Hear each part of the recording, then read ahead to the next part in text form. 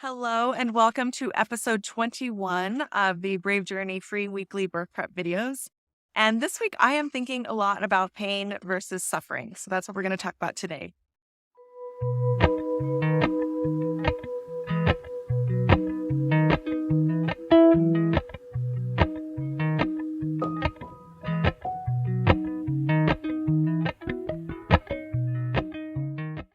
Now, I'm coming at you back here in my backyard next to a waterfall, and I love coming out here to think and talk to you. And it's finally cool enough here in Phoenix, Arizona, for me to be back here in my backyard next to one of my favorite plants in my backyard. So pain versus suffering. First off, I want to be very clear. I'm using the word pain. You may hear some doulas and childbirth educators refer to the sensations in labor as intensity. They may refer to contractions as surges or waves.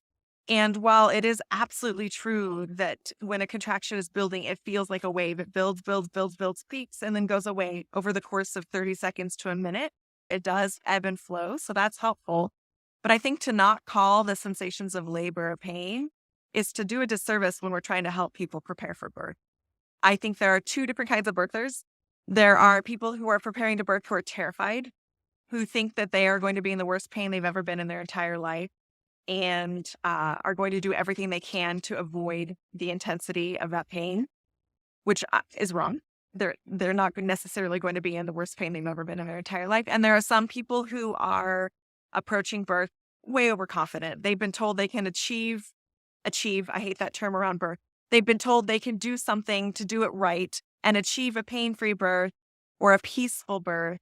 And they are completely unprepared for the transformational intensity that is birth, includes some pain, but also includes just so much more mental, physical, a need for stamina and courage and strength of the fortitude sort, like the personality fortitude that it requires to get through labor, no matter whether you're birthing unmedicated or with pharmacological pain relief or via cesarean. Birth is intense. And so when people go into it thinking that if they do it right, they'll just have this pain-free, peaceful birth where they just puff and breathe their baby out, that could be doing a disservice for them. We really never know what labor is going to be like for us. It depends on two things. One, our own internal anatomy, the shape of our pelvis, how close our clitoris is to our vaginal canal and how close our lower back is to our vaginal canal, and all of those things that are just how we are built, and the position of the baby.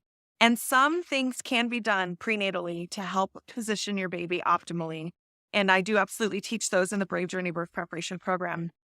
But there's no guarantee. And there's no guarantee that if you do all the right things, that your infant is going to magically be born in optimal fetal position. You do the best you can, but you just aren't going to know. So the positioning of your baby affects the sensations of labor and how painful labor is, and your own internal anatomy, which it just is what it is. Everybody is built different in their pelvis. The dimensions and how close things are and how you're going to feel where the nerves are and the way the baby is placed. Some people claim they have orgasms during birth. I don't mean claim like that doesn't happen. It does happen, but it's less than 1% of people. And it probably just has to do with how close the nerves of their clitoris are to the rest of their vaginal canal. And it's how they were born. Everybody is built different in their pelvis. Our pelvic anatomy is super complex, super diverse, and super fantastic. But you just never know what you're going to come into it with. So I use the word pain because I want people prepared for intensity. I want people prepared to work hard. And I don't want them surprised when it is a mind-blowingly intense experience. And I've also had births I've attended where I was in awe of the strength and courage of the person birthing. They were roaring their baby out. They were moaning. But afterwards, they were embarrassed because they made noise. And I felt so bad for them to have been embarrassed for roaring their baby out. So now every time I talk to people about preparing for birth, I like to invite the fact that you may roar your baby out. And that is 100% awesome. And it is really connecting with the strength and courage and bravery it takes to walk the journey of birth, which is why I named this wonderful business of mine, Brave Journey. So let's talk about pain versus suffering for a second. So that was a little bit about why I use the word pain and some of my thoughts about pain. And pain versus suffering. Pam England has a wonderful quote. Ooh, I should have it exactly right, but I don't have it in front of me. But it's something like, pain may be an inevitable part of labor, but much can be done to ease suffering. And this is absolutely true. The pain of labor does not have to equal suffering. And this is a nuance that I love to talk about. Oh, my favorite plant is giving me little kisses here. This is something that I love to talk about and think about. When you're in pain because you have an injury, your body is saying there is something very wrong with this situation, and you need to attend to me so you don't injure me further. That's pain, and that can include suffering.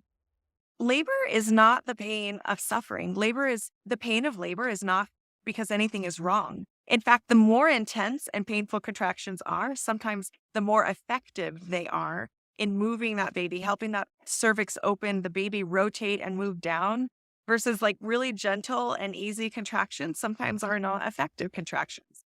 There's always somebody who has like super easy, gentle contractions and their baby like falls out in a beautiful, easy way. So we are not all the same, and our experiences of birth are not all the same.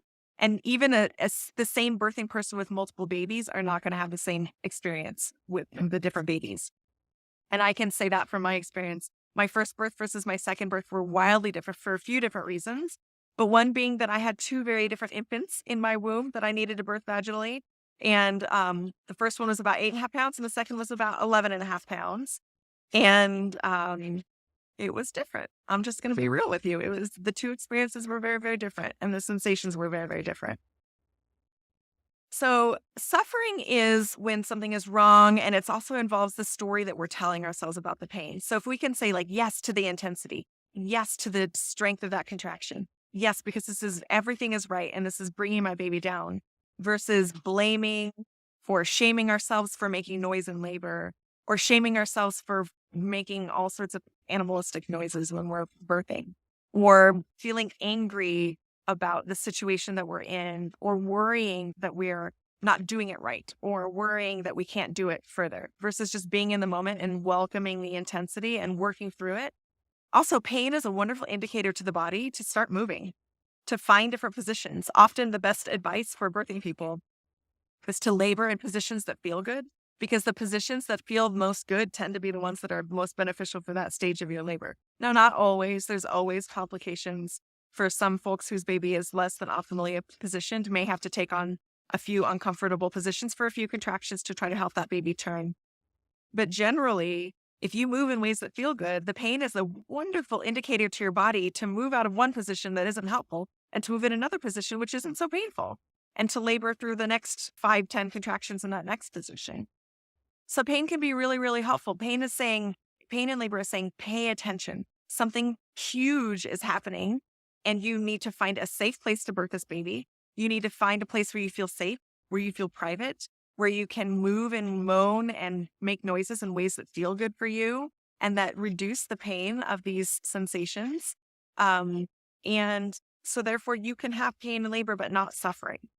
And that's a difficult nuance. And I know that maybe some of you are watching this. I wish we could have like a live conversation about this, because I'm sure some people are like, what the actual, what is she talking about? But these are some of my thoughts. I've seen it in action. I've experienced it in different ways. And that's another thing that really bugs me. And I'm just going to be real blunt right now. This is my last point, is that people who want to promise you a pain-free birth, I think that they are unethical. I think that it is damaging. It is potentially damaging birthing people when they try to promise a pain-free birth. Do some people have a pain-free birth? Absolutely. Is it because they just relaxed enough and they managed to have a pain-free birth or an orgasmic birth? No. It had to do, like I said in the beginning, with their anatomy and with positioning of their baby. Is there much that we can do to help get that baby into optimal fetal positioning? Yes. Can we guarantee it? No. Can you guarantee that you'll do all the right things to get your infant in the perfect position? No. You can try your best, but you cannot guarantee it. And the reason I think it's unethical to promise people a pain-free birth is because they make people think that if they just didn't relax enough or they didn't do the right things, that they did it wrong. And nobody needs to be told there is any right or wrong way to birth their baby, because that is absolutely not true. Absolutely not true. There is no one right way to birth your baby. None. Okay, so that is all I want to say about pain and pain versus suffering today. I have many, many, many more thoughts on this, but I tried to organize myself enough that I wasn't just rambling at you. So let me know what you think. Did you experience pain in labor? Did you have a pain-free birth? So anyways, without further ado, I will close this up. Thank you. I appreciate you. Email me, Cara@bravejourney.com if you have any questions. Let's talk. Have a great day. Bye.